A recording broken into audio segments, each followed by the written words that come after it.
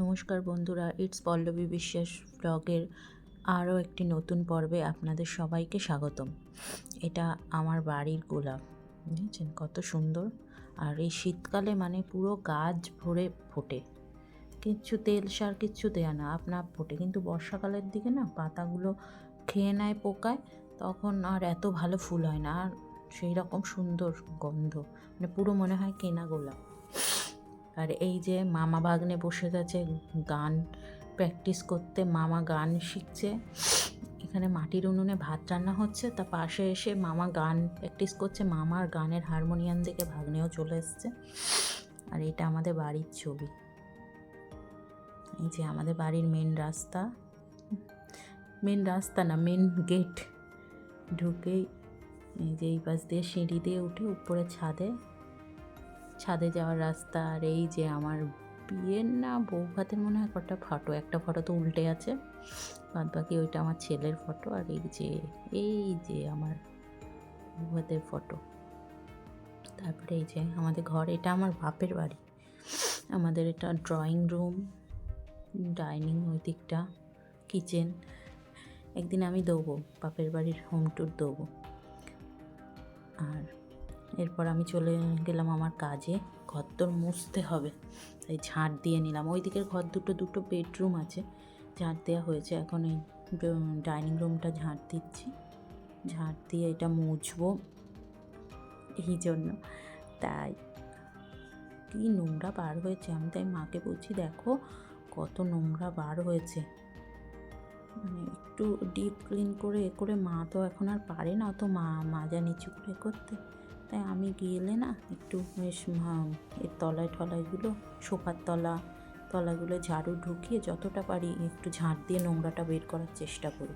আর আমার ঘর মোছার আগে না ঝাঁট দিলে ভালো লাগে না, মনে হয় যেন আমার মোছাটা কমপ্লিট হলো না। ওই যে ওইদিকে দিদা বসে রয়েছে, ওই দিকগুলো সব ঝাঁট দেবো।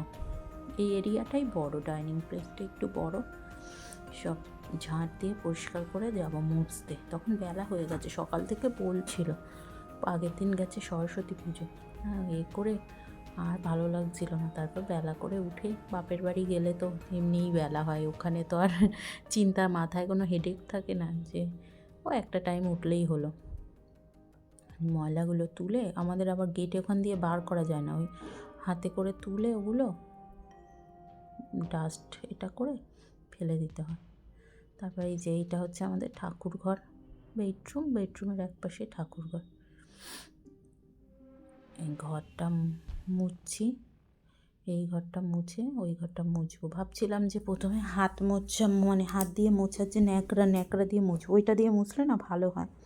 তারপর একটু তাড়াহুড়ো ছিল, তা ভাবলাম যে মোছুনিটা দিয়েই মুছে নিই, তাড়াহুড়োতে না হয়ে যায়। ওই যে আমাদের ঠাকুর, ছোট্ট ঠাকুর স্থান, ছোট্ট সুন্দর ঠাকুর স্থান।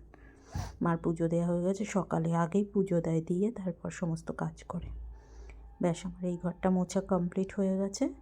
এবার ওই টিভি ঘরটা মুছবো। ছেলে বসে বসে টিভি দেখছে, টিভির ঘরটা আমার মুছতে হবে। এবার হাতে ক্যামেরাটা এক হাতে ধরেছি, এক হাতে মুছছি, ওই জন্যে না ছবিটা এরকম বেঁকে বেঁকা চোরা কাপা টাইপের উঠছে। এই যে এইটা হচ্ছে টিভির ঘর, এই যে আমার ছেলে বসে বসে টিভি দেখছে। এই ঘরটা মুছবো, মোছা হয়ে গেছে। এবার বারান্দাটা মুছবো, রান্নাঘরটাও মুছে নেবো একসাথে।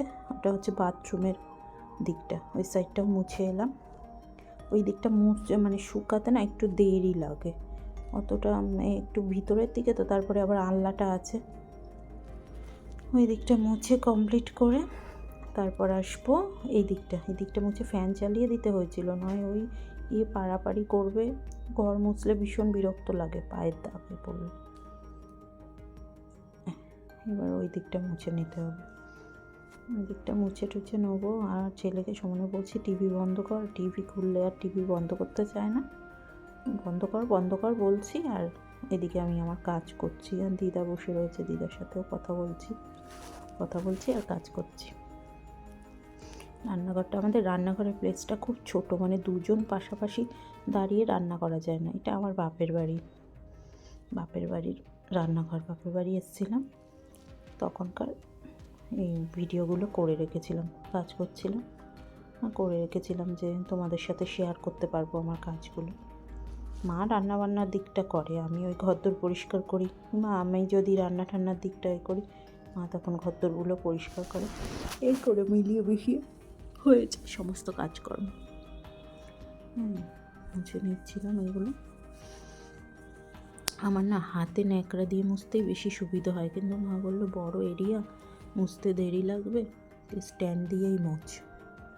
আমি ঠিক আছে স্ট্যান্ড দিয়ে মুছবো, সিঁড়ি টিড়িগুলো মুছতে হবে, করে স্ট্যান্ড দিয়েই মুছতে থাকলাম। আর সেদিন রান্নার বেশি পেয়েও ছিল না, রান্নাবান্না হয়ে গেছিলো। আমি ঠিক আছে তাহলে এই টাইমটা মুছে নিই, মুছে টুছে নিয়ে একেবারে চান করে নেবো। দিদার চান হয়নি, চান করবো। তা দিদা ওই যে মা আর দিদা এবার একটু গল্প করে নিচ্ছে, আমার সাথে কথাও বলছে, আমি এদিকে মুছছি, ফ্যান চালিয়ে দিয়েছি, কাজও করছি, ওদের সাথে কথা বলছি, টুকটাক কাজ করছি, সবই হচ্ছে। কেউই চান করিনি, সব গল্প সব একসাথে হয়েছি, মা মেয়ে। মানে এখানে হচ্ছে তো আপনার 3টে জেনারেশন, দিদা, মা, মেয়ে, নাতনি। এই যে মা, এই মেয়ে, আর এটা নাতনি, ওটা আমার দিদা। আমার মা হচ্ছে বড় মেয়ে। তা ঘর মুছতে মুছতে দিদা বলছে যে গিমের শাক হয়েছে, তুলবি? যে হ্যাঁ তুলি, এই যে আমাদের বাড়িতে গিমের শাক তোমরা চেনো কি জানি না, তিতো তিতো হয়, বড়া খেতে খুব ভাল লাগে। তা আমি বলছি হ্যাঁ তুলে আনি। তা 1 বাটি মতো তুলেছিলাম বড়া করব বলে, ভাল লাগে বেশ বড়া, গরম গরম তিতো তিতো বড়া। তা তুলে আনলাম, করে বড়া করব দুপুরবেলা। বড়া করেছিলাম দুপুরে, সেটা আর করা হয়নি। আর রাত্রিরে বলছে আমার ছেলে চিকেন খাবে, আর আমি এইবারে শীতকালে কড়াইশুঁটির কচুরি খাইনি, তাই কষা কষা চিকেন করলাম। আর ওইদিকে মা হিং দিয়ে কড়াইশুঁটির পুর দিয়ে কড়াইশুঁটির কচুরি করলো। চিকেনটা হয়ে যাওয়ার পর ওইদিকে মাখা পুর ভরা কমপ্লিট। আমারও চিকেন শেষ হয়ে গেছে প্রায়, গরম মশলা দিয়ে একটু ঢেকে রাখবো যাতে গন্ধটা না বেরায়, তাই গরম মশলা দিয়ে একটু ঢেকে রেখে দেবো। আর ওইদিকে হচ্ছে তো এই গরম গরম ভাজবো, গরম গরম না ভাজলে ভালো লাগে না, তাই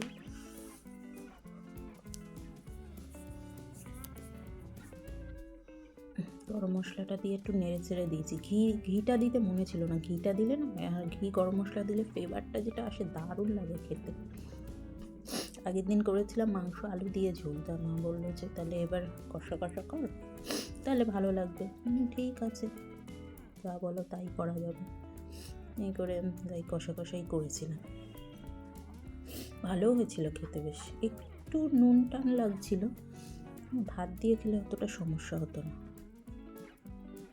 একটু সামান্য যে আমাদের কচুরি কড়াইশুঁটি কিন্তু না ফুটো হয়ে না বেরিয়ে যাচ্ছিলো, এইটা আমার কিছুতেই ঠিক হয় না। কড়াইশুঁটির কচুরি যতই করি ফুটো হয়ে না ওই তেলের মধ্যে এগুলো বেরিয়ে যায়, ভিতরের পুরটা। ওই যে দেখো লক্ষ্য করলে বুঝতে পারবে, প্রত্যেকটা লুচি ফুটো হয়ে যাচ্ছিলো, কেন কে জানো, আর পুরটা বেরিয়ে যাচ্ছিলো। তাও ভালো হয়েছিল বেশ খেতে, খারাপ লাগেনি। দিদা তো খাবে খাবে বললো, খেতে পারলো না, একটার বেশি গ্যাস হচ্ছিলো, বয়স্ক মানুষ প্রবলেম হয় যদি, তাও বলছিলাম খাও, তা খেলো না আর বেশি, একটাই খেলো। আমরাই টুকটুক করে খেলাম, চারটে করে। আমার ছেলেও বেশি খায়নি, ও 3টে মনে হয় খেয়েছে, আমি 4টে খেয়েছি। ব্যাস ভালোই হলো খাওয়া দাওয়াটা।